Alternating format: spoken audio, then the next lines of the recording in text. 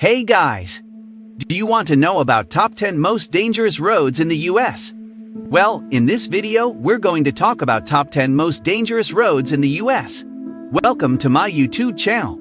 Before we get started, please make sure you watch the video until the end, so you can find top 10 most dangerous roads in the US. And also subscribe with the notification bell turned on so you can get notified anytime we upload a new video. While driving hazards plague the entire nation, certain roads have become notoriously perilous. Here are the 10 deadliest roads in the US, based on a study of government data from 2019, the most recent year available. The roads are ranked by number of fatalities per 100 miles. If you regularly drive on any of these highways, keep your wits about you and make sure you've got the best car insurance you can afford. Number 10. US 41. The only non-interstate highway on the list, US 41 runs southwest from Michigan's Upper Peninsula through Milwaukee, Chicago, Nashville, Tennessee, and Atlanta, all the way down to Miami. On the northern end, snowstorms and ice wreak havoc on the road. And on the southern end, you have Hillsborough County in Florida, the region with the highest rate of traffic fatalities in the country. The National Highway Traffic Safety Administration reports 141 fatal accidents and 7.02 fatalities per 100 miles along US 41 in 2019. Number 9. I-80. The I-80 is one of the longest highways in the United States, spanning 2,900 miles from San Francisco to Teaneck, New Jersey. The combination of high-speed limits, high semi-truck traffic, and high winds in certain areas help make I-80 an especially dangerous road. In 2019, the highway saw 7.21 fatalities per 100 miles and a total of 209 deaths. Number 8. I-70. I-70 stretches east to west from Utah to Maryland, passing through Denver, St. Louis, Indianapolis, Pittsburgh, and Baltimore. It saw 158 deaths in 2019, or 7.35 deaths per 100 miles. Certain parts of the interstate, like the section passing through Colorado, include steep grades, sharp turns, and severe weather. The scenery is beautiful, but don't try to snap a photo on the road. Number 7. I-40. The I-40 spans east to west from Barstow, California, to Wilmington, North Carolina, passing through Albuquerque, New Mexico, Oklahoma City, Nashville, and Raleigh, North Carolina along the way. It was the highway with the second most total fatalities, 253, but because of its great length, that only comes to 9.89 deaths per 100 miles.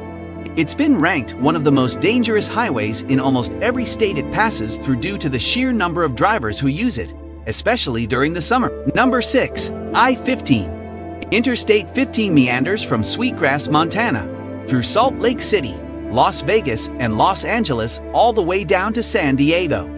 Although the stretch between Las Vegas and Los Angeles is a straight line in the desert, allowing drivers to see for miles, it's regularly called out as one of the deadliest passes in the country due to speeding and other bad behavior. The total death count was 158, which is less than many other highways on the list. But since it covers a relatively short distance, that's 11.02 fatalities per 100 miles. Number 5. I-35. The I-35 extends north to south from Duluth, Minnesota, down to Laredo, Texas. Many of the 197 deaths, that's 12.56 per 100 miles, occurred in Texas, where the I-35 passes through San Antonio, Dallas, and Austin, three of the most populated cities in the nation. It's also a common route for semi-trucks, whose great bulk can cause serious accidents. Number 4. I-75. I-75 starts near Michigan's Mackinac Bridge and runs southwest to Miami, hitting Detroit, Cincinnati, Atlanta, Tampa, and several other major cities along the way. Many of the highway's 237 deaths, 13.27 per 100 miles, fell on the two extremes of the interstate, on Michigan's slick winter roads and Tampa's accident-prone streets. Michigan has long suffered some of the highest car insurance rates in the country, making it even more important to shop around for the best possible price. Number 3. I-5. The I-5 is the main highway that runs north to south along the West Coast. It saw 186 fatalities in 2019, or 13.47 deaths per 100 miles. The common route for 18-wheelers is the only continuous interstate that hits both Canada and Mexico borders, starting in Blaine, Washington, and ending in San Isidro, California. California's huge population naturally leads to a lot of traffic, and the I-5 spans the entire length of the state, passing by Sacramento, Los Angeles, and San Diego. Number 2. I-20. The I-20 is a short but deadly interstate highway that runs east to west through Texas, Louisiana, Mississippi, Alabama, Georgia, and South Carolina. The interstate is only about 1,539 miles long, but at 208 fatalities, that becomes an alarming rate of 13.52 deaths per 100 miles. One major factor: the route intersects several high-traffic areas, including Dallas, Jackson, Mississippi, and Atlanta.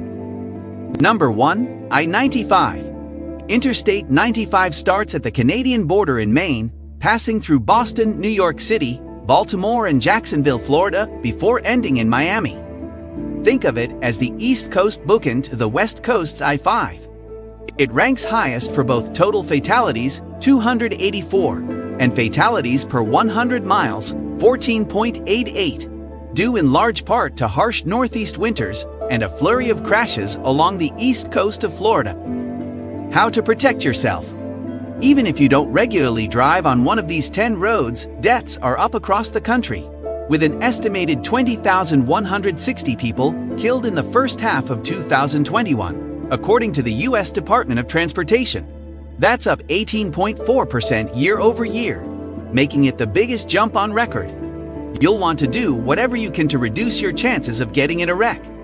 Yes, that means keeping a good distance from the car ahead, being more vigilant at night, not multitasking behind the wheel, and leaving early so you aren't in a rush. But no matter how well you drive, rocketing around in 3,500 pounds of metal comes with inherent risks.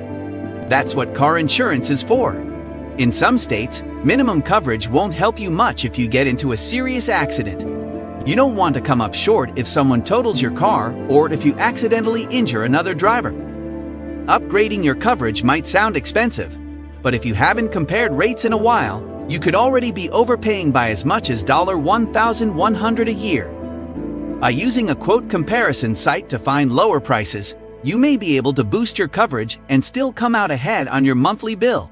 Make sure you stay watching our next related video to discover more amazing videos. If you have any comments, please leave them in the comments box below. Thank you very much for watching, and I will see you in the next video.